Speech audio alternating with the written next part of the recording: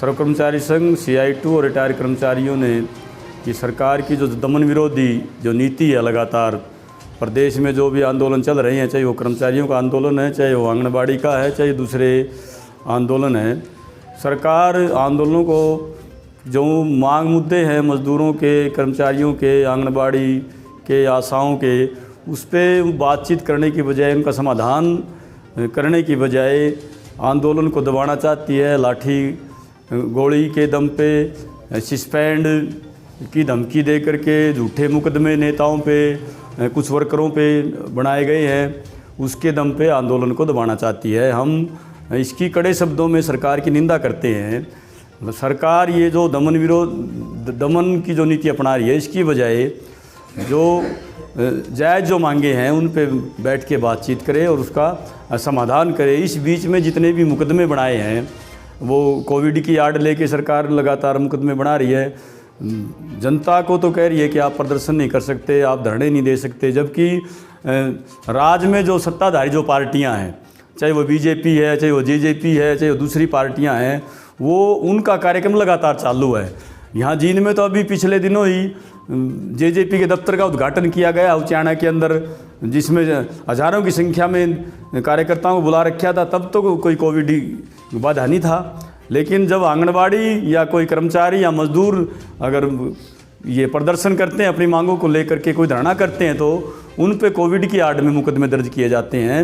तो मैं यहाँ विशेषकर जींद का जो प्रशासन है उसकी भी निंदा करता हूँ। जो सरकार के सह पे यहाँ मुकदमे दर्ज किए गए हैं, CI2 के नेताओं पे, किसानों के नेताओं पे, आंगनबाड़ी के नेताओं पे, एक तो मैं ये कहना चाहूँगा कि ये मुकदमे सरकार रद्द करे, ये ठीक नहीं है।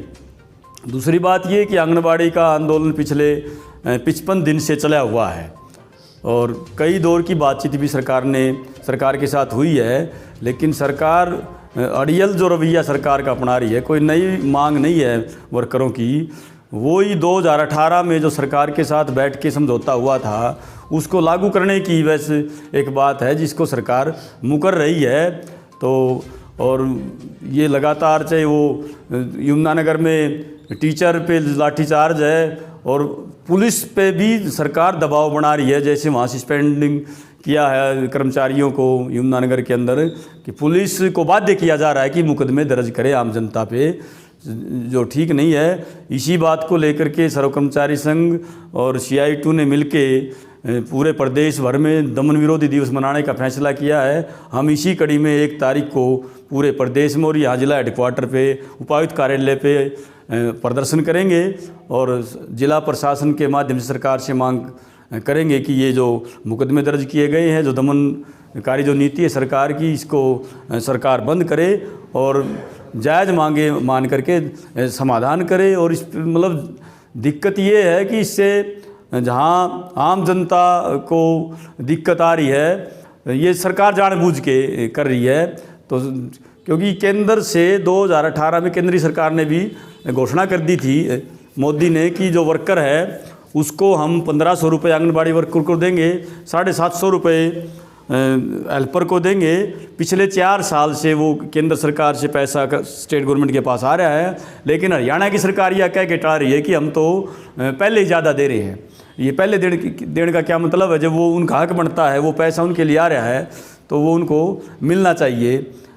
ये इसमें 1 तारीख के कार्यक्रम में पूरे जिला भर से कच्चे कर्मचारी, पक्के कर्मचारी, विभिन्न विभागों के कर्मचारी और हमारी जो CI2 से संबंधित यूनियनें हैं, चाहे वो आंगनबाड़ी की है, चाहे आशा वर्कर है, मिड डे मील है, निर्माण का मजदूर है, भट्ठे का मजदूर है, जंगलात का वर्कर है, गांव का चौकीदार, गांव का सफाई का कर्मचारी, तमाम तरह के जो भी तबके हैं जो आज आंदोलन में भी हैं, वो सब के सब इस दमन के खिलाफ और दमन विरोधी दिवस में 1 तारीख को भारी संख्या में भाग लेंगे। मैं आपके चैनल के माध्यम से सभी आम जनता से भी और सभी कर्मचारियों से, सभी तरह का काम करने वाले मजदूरों से मैं अपील करना चाहूँगा कि नीति है सरकार की, उसमें भारी संख्या में 1 तारीख को, 1 फरवरी को ज़्यादा संख्या में भाग लें। धन्यवाद। मैं कपूर सिंह, जिला सचिव CI2 जींद।